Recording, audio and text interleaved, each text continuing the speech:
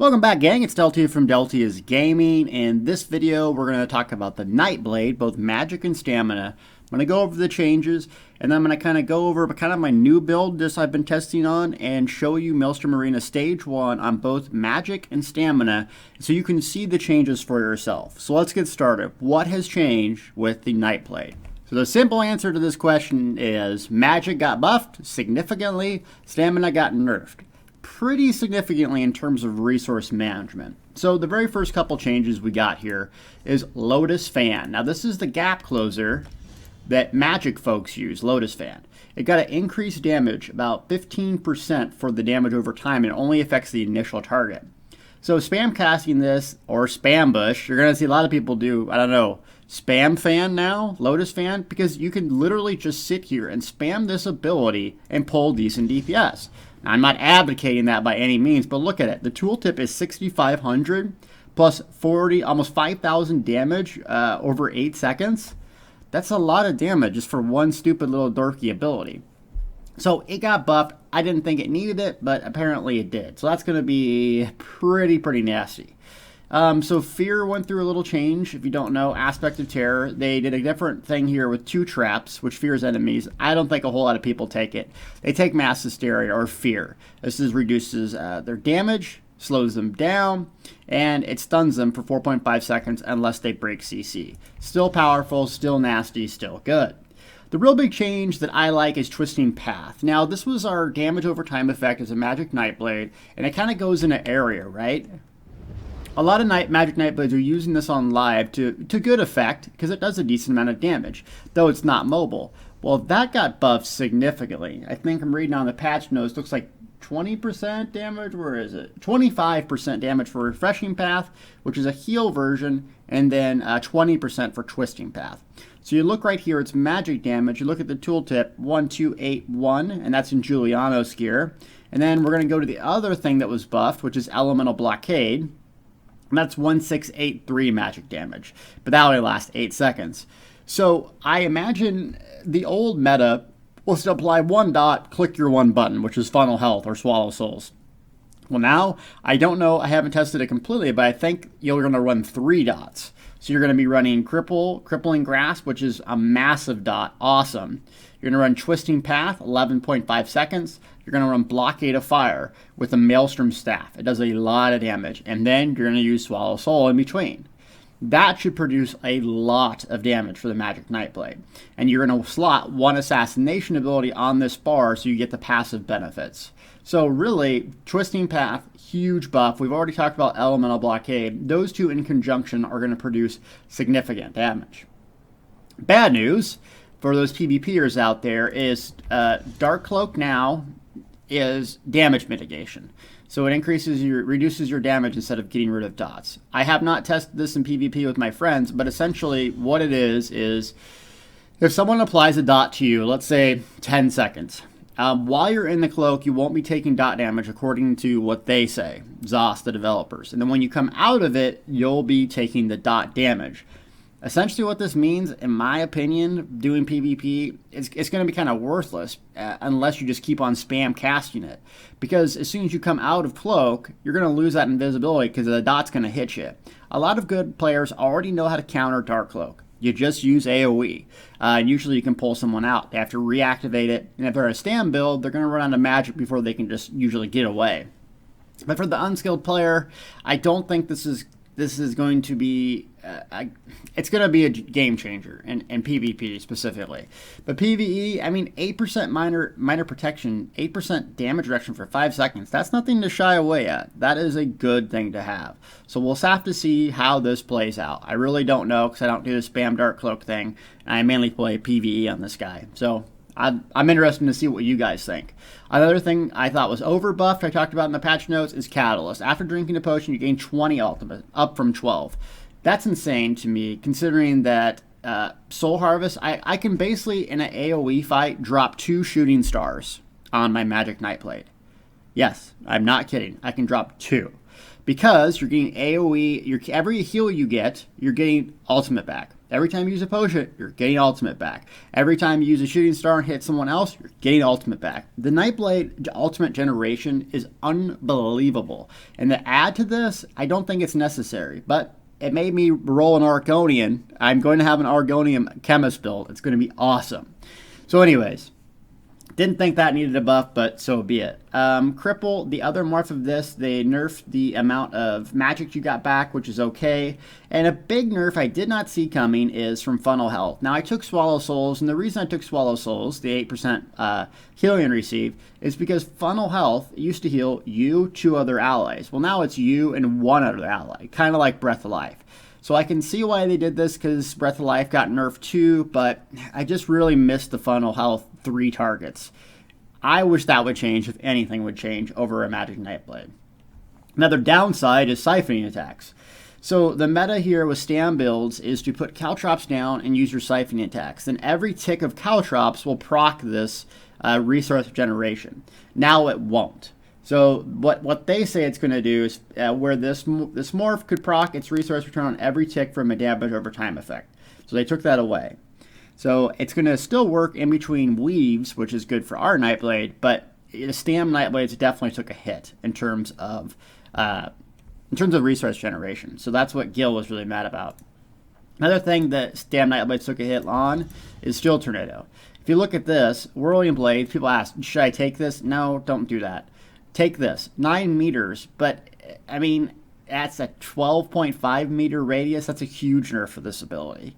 It still gets the damage like an execute, so the lower the health the mobs are, the lower it is. I think this is good for the game. Now, if you've ever played against me in PvP, you know that I'm the biggest Steel Tornado spammer there is. I use this, I love it and hate it. But 9 meter radius, this is a good compromise in my idea of PvP. 9 meters. I think all AoEs need to be 8. Not some 6, not some 9, not some 8. I think they all need to be 8. But that's just me. So 9 meters, you still get the biggest radius in the game. It still hits very hard. But it just, it nerfed it down to appropriate. So you'll probably see less Steel Tornado spammers. If you play against me, like I said, I love spamming this thing. So that's really all the changes, and let's go talk about the Magicka Nightblade and show you kind of what build I'll be running for the update. Okay, a real quick breakdown of my abilities and skills for this build, and it might change after I do some more testing. I'm running Inner Light for my crit, Crippling Grasp, my primary dot and speed, Twisting Path, another dot, Swallow Souls is my spammable damage ability, Blockade of Fire, another dot, Soul Harvest for my assassination ability, and ultimate generation. Backbar Proxy Detonation, my big AoE boom ability, siphoning attacks for resources. Merciless Resolve, just a flat damage, which makes it awesome. Essence, what I'm going to use to get my spell damage up, and then my finisher followed by Shooting Star. I'm using 5-piece Julianos and 2-piece Narayana set, which I think you can go in between Julianos or Twiceborn. Some say Twiceborn Star is better because of the crit passive. Either way, both are very, very effective. So let's give it a go here. So I have so many dots that in something like Maelstrom Arena, you're not going to apply that many because you're going to kill these mobs before they even get out of it. So you're going to get on the portal here. You're going to buff it up. Dead. And if they come in this area, they are just going to take so much damage. Look at that. 3k Twisting Path. And Elemental Blockade, Cripple, gone. So you can see I'm almost a 5k damage with Blockade, 5k with Cripple, and then a couple k here with Twisting Path. The amount of dot damage and Thaumaturge got buffed and changed. So dot damage builds are going to be back, making it a little more complex. A lot of the builds are a little more complex if you use the dot route. And you don't have to use Blockade of Fire if you don't. You can switch it up, but it is a lot of damage. But you're not going to really see on these mobs until we get to the boss, so we're going to show you that. Also, Proxy Dead is much easier to get to now that they lower the Alliance rank down. So that'll be nice for people that don't want to live in PvP just to get one of the best abilities in the game, Proxy Dead. And most Magic builds now will have to run Proxy Dead. It'll be mandatory almost.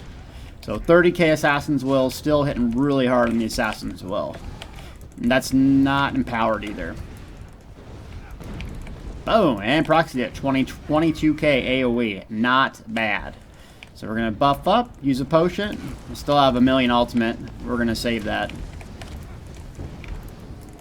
So if you let them sit here in that AoE, they are just going to take so much damage. And nice thing about Cripple and Refreshing Path or Twisting Path is you almost always have your speed buff up. So you're going to be very, very quick. So we're going to use Sap Essence. You can use Sap Essence, or what I also use. I also use Spell Power Potions. But if I'm just being a cheapie, I don't. You see that Lich Crystal set? That thing can crit for upper 20,000. So it's definitely worth using in this patch as well. Boom, 34k Assassin's Will. Nice.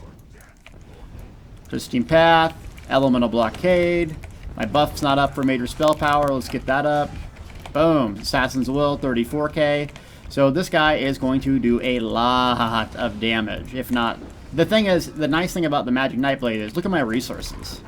If I keep siphoning up, Soul literally costs me nothing. So it's really easy to keep your resources up. And that's going to be really nice in the upcoming changes to the trials. Because if you haven't watched the trial videos yet, and I'll have one coming out here soon. Oh, here we go. So let's see how much damage we can do here. Boom. Flawless Soul. Let's do our couple dots here. Proxy deck goes off. He's just going to eat that. Cripple. Refreshing. Oh, he changed up on us. Refreshing. We're going to hit the Soul Harvest for that big old burst damage. He's getting low. Now we're going to backbar it. Taking a little bit of damage. Where'd you go? Why do you never go that way? Boom. Done. So, he only received, still easy, 20k damage there. It's going to be a lot of damage. The sustain is still there for Magicka Nightblade, which is why I like it. I don't know why I'm looting on the PTS. You'll also have one free slot if you're not going to use Inner Light on both bars. You want to have Proxy Det in your rotation. You're going to have awesome sustain still, especially if you're weaving in between. Merciless, hits like a truck. Sap Essence, still fantastic. But really, it's a little bit more complicated, the dots. But that's going to be good for trials because there's a lot of movement. So if you place a couple dots on the target and you have to go move away to do something, you're still doing damage over time. With other builds that are burst specific and don't rely on dots, the problem is when you have to move in PvE, you're not doing damage. So if you like the burst Magicka Nightblade for PvP, it's very good. You can proc Inner Light, use your Soul Harvest. You can proc Inner Light to use your Empower and use your Merciless Assassin's Will. It's going to be fantastic in the future. But let's talk about the not bright side, and that's stamina. Alright, for some reason this thing cannot turn to Vet. I don't know why, but we're still going to explain Stamina Nightblades for you. Okay, so we talked about Siphoning Attacks, Caltrops meta will no longer basically give you infinite resource. We talked about Dark Cloak being bad. But there's actually some good news, and that's for poison bow builds. If you didn't see the change, Thaumaturge is no longer including poison and disease damage. Nope, it's just damage over time effects, which a lot of people are still going to put points into this because it's going to be like your poison injection, any real damage over time effect. And I think that includes bleeds, correct me if I'm wrong. Mighty. So now this is physical, poison, and disease damage. That's a big change for bow builds. Because now you can have your bow over here and still do your physical attacks with your two-hander and or dual wield. So I really, really like that change to Stamina Nightblades. But the overall decrease in Steel Tornado and Dark Cloak, you know, they did take a hit. Are they the worst thing ever? No. Are they still really, really good and powerful? Absolutely. So those, don't abandon your Stamina Nightblade if you like it. If you spent a lot of time and got really good at it, continue to play it because it will be fun. Now, will it be the meta and the new trial? Absolutely not. Because the trials, you're going to have a lot of sustain, and I don't know if the Nightblades can do that now anymore. But you can still hit very hard. Let's see what that hits for. 16k Assassin's Will. So we got Lethal Arrow we want to get behind as far away as we can. So 20k Lethal Arrow, not bad. The more distance you have, the better. So that's a lot better than it was last patch. So if you like the Lethal Arrow bow builds, we'll probably bring the Spectre back with the bow and see if we can't make it really, really nifty nifty difty with the bow. But I like the change because I can play the way I want to. But like I said earlier, stamina is probably going to take a hit in the long trials because of the duration and because of lack of resource regeneration. Though the Stamina Dragonite is still very, very strong. I just don't see the Stamina Nightblade working in that specific instance. But in PvP, I'm not like the, God's gift to PvE or anything. I still think the Magic and or Stamina Nightblade will still be one of the top. Because of those changes. Now, one hit that the Nightblades and or Stamina builds took a nerf on is the Hardy change. So Hardy in the champion points, let me kill this little critter here. Die. Hardy in the champion points, and I don't care if I die, now includes physical resistance, poisons to Ds, and physical resistance. So why does that matter? Well, it matters because only magic before you could mitigate. And now you're going to get a taste of that, physical damage dealers. So if you're trying to prevent less damage for the Steel Tornado spammers, you're trying to prevent less damage on surprise attack, ambush, all those things, you can spec into it via the champion points. So that's very, very nice. So that will take a major change into PvP. I honestly expect Magic to come back in PvE and PvP and be the top dog. So, but that's just my opinion. I could be completely wrong. Most people weren't playing Stamina DKs for a very long time until they found out how good they were. And a lot of people already knew it. So, don't give up. Keep playing what you like. But Stamina Nightblade definitely took a hit. Come here, you. But you still can do ambush into Soul Tether and get ran over by the dog. Come here, dog. How dare you run me over on my video. I'm getting 15k surprise attacks. Now I am pretty high in health, so that would need to change. And I don't know if they fixed the Khajiit crit or not. Hopefully they did. They need to fix it, because the Khajiit master race for Nightblade, and it needs to come back and look really good. A buff. Reaper's Mark. Merciless is up. Come on, kill his blade. There we go. So let's see what we can do single target on the boss now. Final round. I need a camo hunter on my bar. I'm a baddie. I'll admit it. 21k lethal arrow, not bad.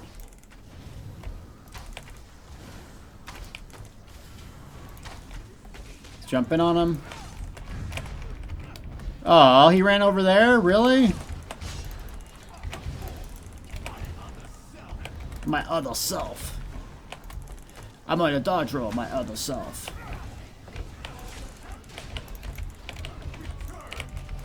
Return. Don't give him health. That's naughty. Here, take an assassin's will. Aw, 52% health. And you can see the damage. I'm not playing the optimal spec either. But lethal arrow is still hitting pretty hard, making it fun for me, so I can play my bow build. That pro roll, though. Come on, die, Jimmy.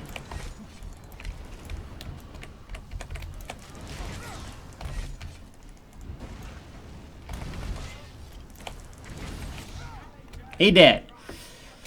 So I did a lot less damage, but I'm not playing the optimal spec either. So the message of the day is play what you like. A lot of people are going to cry about nerfs and things, but there's always positives that go with negatives. So Stamina Nightblade, it definitely did take a hit. It took a hit with the resource regeneration. It took a hit with the champion points Hardy, especially in PvP. You're going to see a lot of people stack points into Hardy. Steel Tornado definitely took a hit too, and Dark Cloak. I love my Magicka Nightblade, and I prefer to play Stam with a bow, so I'm going to see if I can't bring the bow back in line. Ideally, on my Stamina Dragonite, I can get 30k Wrecking Blows. Optimal spec, everything else. Now, we want Lethal Arrow to be somewhat near that, so I got to find out a way to make Lethal Arrow viable again, along with the Poison Injection single target dot build, and then probably doing dual wield as well. So I can't wait to figure that out. I need a lot of work at that, though. So Nightblades, the consensus, they're still really good. Stamina took a hit. Magicka is absolutely freakishly powerful. If you like the Nightblade, stick with it, play with it, adapt. And remember, these changes are not final. leave feedback for ZOS. They do listen. Thank you. We're going to do the 2 other classes and the trial video coming up next.